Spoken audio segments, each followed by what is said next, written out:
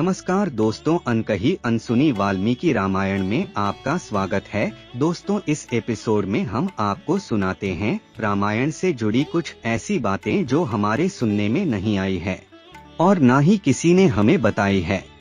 ऐसी ही जो रोचक बातें हैं, जो कहानियां हैं, जो वाल्मीकि रामायण में बताई गई है, उसे ही हम आपको बताते हैं। और यह सभी बातें हम जानते हैं गुजरात के प्रसिद्ध ज्योतिष एवं धर्म के बड़े ज्ञाता ज्योतिषी चेतन पटेल से। दोस्तों, पिछले एपिसोड में हमने जाना था शूर्पणखा अपना मायावी सुंदर रूप बनाकर पंचवटी में श्री राम की कुटिया के पास आ गई थी और श्री राम और लक्ष्मण को पाना चाहती थी, किंतु जब राम और लक्ष्मण ने परिहास करके उसे भगा दिया, तब वह अपने राक्षसी रूप में प्रकट हो गई थी। अब इस एपिसोड में जानेंगे चेतन जी से कि आगे फिर शूर्पणखा और राम लक्ष्मण जी के बीच क्या हुआ और उसके नाक कान क्यों और कैसे काटे लक्ष्मण जी ने। जब राम और लक्ष्मण के मना करने पर शूर्पणखा क्रोधित हो गई और वह अपना मायावी सुंदर रूप छोड़ के अपने असली राक्षसी रूप में प्रकट हो गई और उसने तभी राम और लक्ष्मण को बताया कि तुम इस नारी की वजह से मेरा तिरस्कार कर रहे हो, अतः अभी ही मैं इस नारी को ही खा जाती हूँ ताकि तुम मेरा तिरस्कार न करो। ऐसा कहकर शूर्पणखा ने देवी सीता पर प्रहार करने का प्रयास किया था, आक्रमण किया था। तभी भगवान श्री राम ने एक ही अपनी हुंकार से राक्षसी शूर्पणखा को वहीं रोक लिया था और लक्ष्मण जी को कहा था, लक्ष्मण, दुष्ट बुद्धि वाले किसी भी राक्षसी वृत्ति वालों के साथ कभी भी कोई परिहास नहीं करना चाहिए। अतः तुम शूर्पणखा को किसी भी अंग से विहीन कर दो। श्री राम की आज्ञा पाकर लक्ष्मण जी ने अपनी म्यान से तलवार निकाली और शूर्पणखा के नाक और कान काट लिए थे।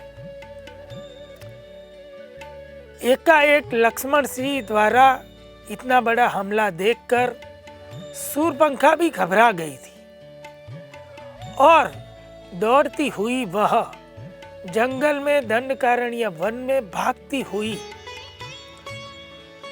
अपने भाई खर और दूषण जहाँ निवास करते थे वहाँ पहुँच गई और वहाँ जाकर भूमि पर धड़ाम से गिर गई।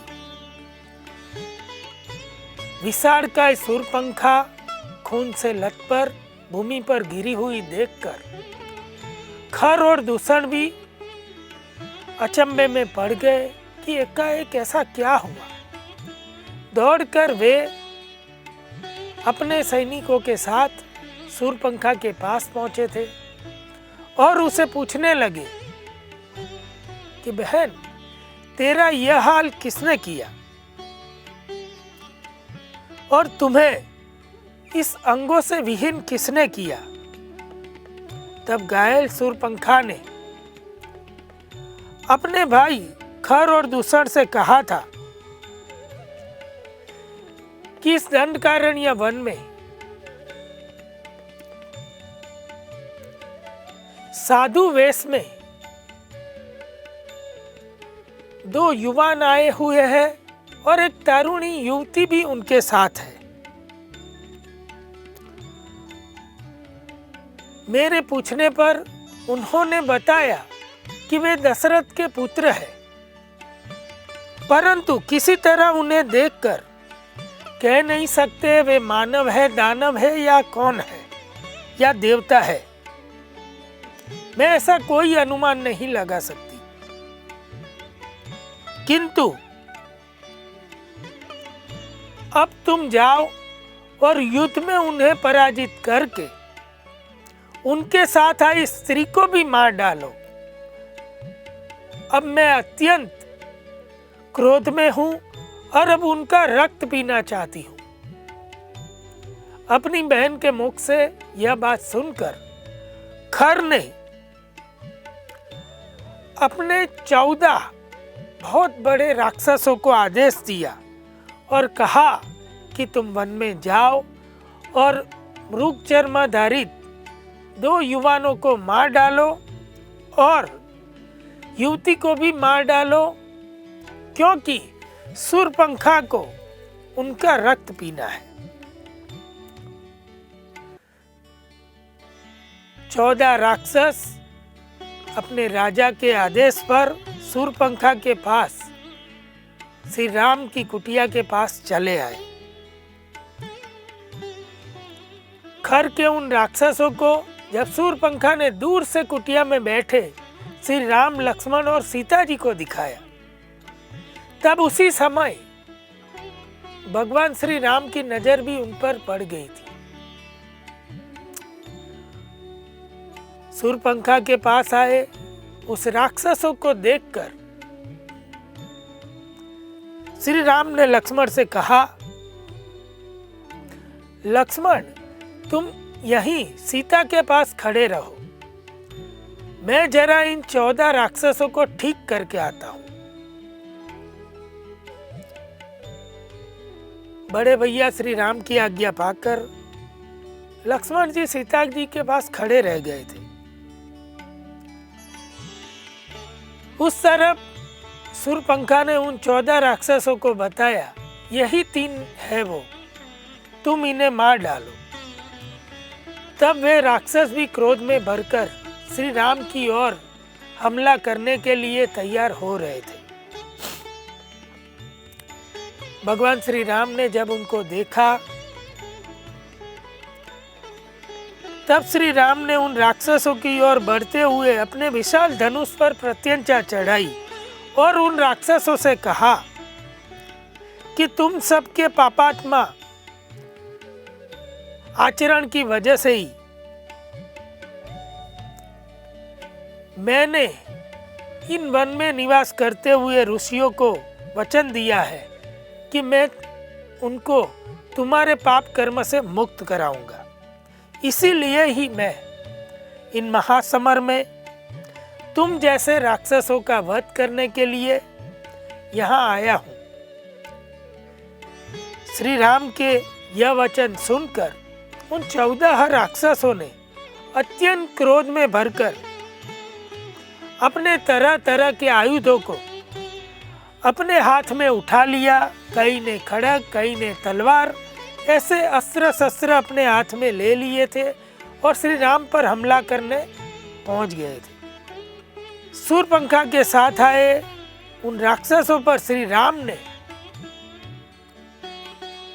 अपने बाण में एक साथ 14 बाणों को पिरोया और उन 14 नारच बाणों को संधान करके एक साथ उन राक्षसों पर छोड़ दिया था। वे राक्षस कुछ भी करे उसके पहले वो 14 नारच बाण 14 राक्षसों की छाती को भेद कर उनके लहू से लहू वाले होकर उनके शरीर के आर पार हो गए थे और पृथ्वी पर गिर पड़े थे। साथ ही हृदय विहीन वे 14 राक्षस भी कटे हुए पेड़ के भांति एक एक करके धरती पर गिर गए थे। अपने राक्षसों का ऐसा बुरा हाल देखकर शूर्पणखा भी अत्यंत घबरा गई थी और वहां से भाग खड़ी हुई थी। शूर्पणखा विलाप करती हुई वापस अपने भाई के पास पहुंच गई थी। रोती हुई शूर्पणखा अपने भैया खर को बोली, तुम्हारे 14 शूरवीर राक्षस वहां मरे पड़े हुए हैं। श्री राम ने एक ही बाण से उन 14 राक्षसों को मार गिरा है। इसीलिए मैं फिर तुम्हारी शरण में आई हूं। यदि राम के साथ तुम लोहा ले सकते हो, यदि तुम राम का वध कर सकते हो, तो तुम अभी ही मेरे साथ चलो और उनका वध कर दो, अन्यथा मैं अपने प्राण यहीं त्याग दूंगी। राक्षस खर ने जब अपनी बहन शूर्पणखा की यह बात सुनी, तब अत्यंत कठोर वाणी से कहा कि बहन, मैं अभी ही तुम्हारे साथ चलता हूं। तुम्हारे अपमान के कारण मुझे अभी अत्यंत अधिक क्रोध चढ़ गया है। इसे धारण करके मैं असंभव कार्य भी कर सकता हूं। उस राम का जीवन अब क्षीण हो चुका समझ लो। अब वह इस दुष्कर्मों से आज अपने प्राणों को नहीं बचा पाएगा और वह अपने प्राण से हाथ धो बैठेगा। खर से मुख से निकली हुई यह बात जानकर शूर्पणखा को बड़ी प्रसन्नता हुई थी और खर ने क्रोध में भरकर अपने सेनापति दूषण से कहा कि तुम 14 सहस्र राक्षसों को युद्ध में जाने के लिए तैयारियां शुरू कर दो और तुरंत ही मेरे साथ भेज दो। कुछ ही पल में 14,000 राक्षसों की विशाल सेना दूषण सहित खर के रथ के आगे पंचवटी जाने के लिए कूच कर गई थी। खर की सेना के प्रस्थान से आकाश में बादलों की महाभयंकर घटा गिर आई थी। तेज गर्जन करते हुए वे बादल खर के सैनिकों पर अमंगल सूचक वर्षा करने लगे थे। तब खर के रथ की ध्वजा पर एकाएक एक विशाल गाय गिद्ध आकर बैठ गया था। इन सब प्रकार के अमंगल सूचित करने वाले अशुभमय संकेत खर की सेना को मिल रहे थे। यह सब देखकर खर के सैनिक भी विचार में पड़ गए थे और उनमें भी भय प्रकट होने लगा था। इन सबको देखकर खर ने अत्यंत ऊंची आवाज में अपने सैनिकों को बताया था कि मैं अपने बल के भरोसे इन किसी अमंगल सूचकों की परवाह नहीं करता। मैं अपने तीखे बाणों से आकाश के तारों को नीचे गिरा सकता हूं। यदि कुपित हो जाऊं तो मृत्यु को भी मौत में भेज सकता हूं। इसीलिए आज तुम किसी भी प्रकार की इस चिंता में व्यर्थ समय मत गवाओ। आज तक मेरी किसी युद्ध में पराजय नहीं हुई है। यह सब बातें खर की सुनकर उसकी विशाल सेना अनुपम हर्ष से भर गई थी। उस समय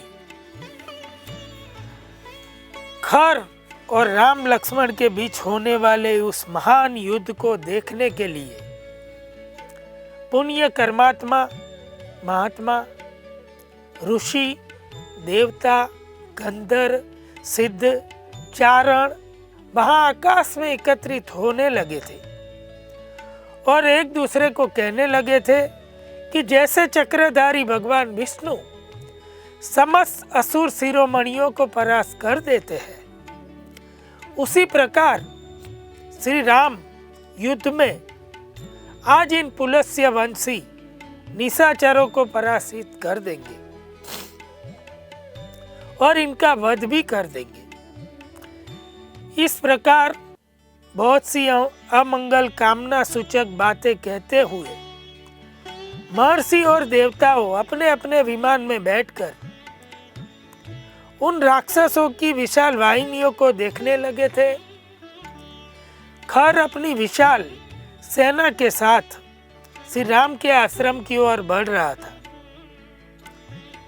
तब उत्पन्न हुए उत्पात लक्षणों को आकाश में श्री राम और लक्ष्मण जी ने भी देखा था और कहा था, यह महान उत्पात इस समय सारे राक्षसों का संहार होने वाला है, इसीलिए उत्पन्न हुए हैं। यहाँ जैसे जैसे वनचारी पक्षी बोल रहे हैं, उनसे हमारे लिए भविष्य में अभय की और राक्षसों के लिए प्राण संकट की प्राप्ति सूचित हो रही है। तथा श्री राम ने लक्ष्मण से ऐसा कहा कि मेरी जो ये दाहिनी भुजा बारंबार फड़क रही है, यह इस बात को सूचित करती है कि हमारी विजय निश्चित है और शत्रुओं की पराजय भी निश्चित है, क्योंकि तुम्हारा मुख भी आज क्रांतिमान प्रतीत हो रहा है।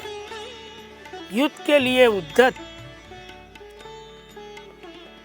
होने पर जिनका मुख प्रभावहीन हो जाता है, उसकी आयु नष्ट हो जाती है, किंतु जिस प्रकार तुम्हारा मुखमंडल तेज मार रहा है, यह भी उस राक्षसों के विनाश का सूचक है। लक्ष्मण को श्री राम ने यह सब बात बताई।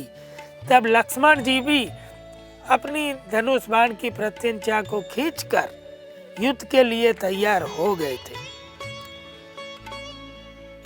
तब धनुष बाणधारी श्री राम और लक्ष्मण सीता को लेकर एक पर्वत की उस गुफा में चले गए थे और स्वयं ही वे सीता को कह रहे थे कि मैं आज इन निशाचरों का वध कर डालूंगा। जब श्री राम ने ऐसा कहा कि आज मैं उन सभी का वध कर डालूंगा, ऐसी बातें करते हुए वे इस दुर्गम पर्वत की एक गुफा में पहुंच गए थे। गुफा के पास खड़े रहकर जब भगवान श्री राम ने दूर से आती उस सेना को देखा, तब उन्होंने दूर से ही सेना को देखकर लक्ष्मण जी से यह कहा कि लक्ष्मण, तुम देवी सीता के पास खड़े रहो, जब तक मैं ना कहूं तुम युद्ध क्षेत्र में प्रवेश मत करना। लक्ष्मण जी भी तैयार होकर खड़े हो गए। जब उस पर्वत की चोटी से थोड़ा आगे आकर भगवान श्री राम ने अपना कवच धारण किया और अपने विशाल धनुष एवं बाण लेकर युद्ध के लिए डटकर खड़े हो गए। अपने धनुष की प्रत्यंचा की टंकार करने लगे। उसी टंकार से समस्त चारों ओर की दिशाएं गूंजने लगी। आसमान में उपस्थित पुण्यकर्मा महात्मा, देवता, गंधर्व, चारण और ऋषियों कुतूहलवश एक दूसरे की ओर देखते हुए बोले कि एक और भयंकर कर्म वाले 14,000 राक्षस और दूसरी ओर धर्मात्मा अकेले श्री राम। फिर युद्ध कैसा होगा जब देवता, गंधर्व और चारण पूर्व मुक्त रूप से श्री राम की मंगल कामना कर रहे थे। उसी समय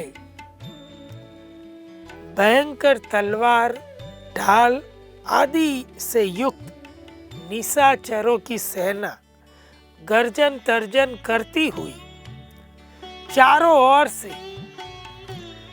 श्री राम के पास पहुंच रही थी। युद्ध कला के विद्वान, महान धनुर्धरधारी श्री राम ने अपने चारों ओर दृष्टिपात करते हुए जब खर की सेना का निरीक्षण किया और अपने तरकस से अनेक बाण निकाले और अपने भयंकर धनुष को खींचकर संपूर्ण राक्षसों का वध करने के लिए तीव्र क्रोध प्रकट किया। श्री राम को इस प्रकार क्रोध में देखकर वन के देवता भी व्यथित हो गए। खर ने श्री राम को जब देखा तो अपना धनुष उठाकर अपनी सेना को आज्ञा दी कि मेरा रथ राम के सामने ले चलो। खर की आज्ञा से उसका रथ राम के सम्मुख ले जाया गया।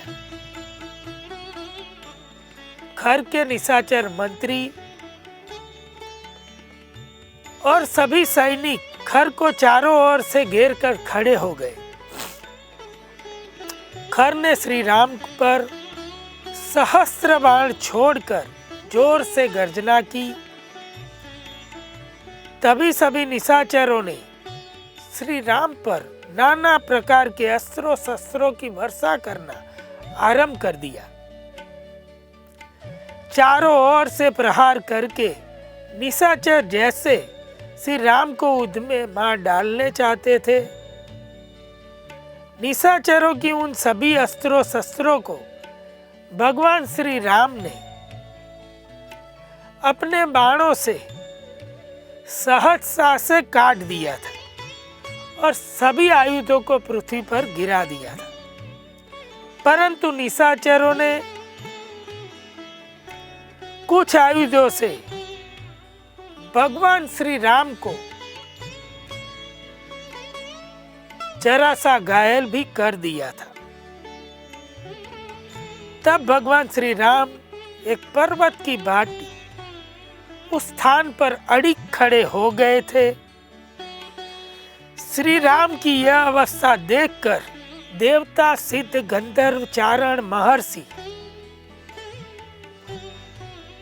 थोड़ी से चिंता में पड़ गए थे और सोच रहे थे भगवान श्री राम इस प्रकार घायल हुए देखकर वे सभी अंदर अंदर बातें कर रहे थे, किंतु भगवान श्री राम पर्वत के समा अड़िग खड़े हुए थे और वे भी देख रहे थे कि उन राक्षसों में आखिर कितना बल है।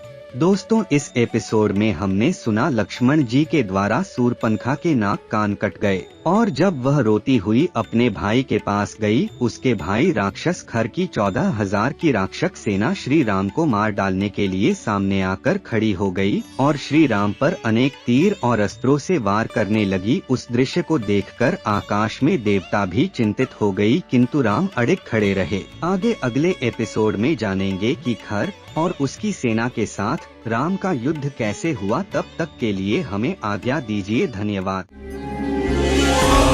राम जय सीता।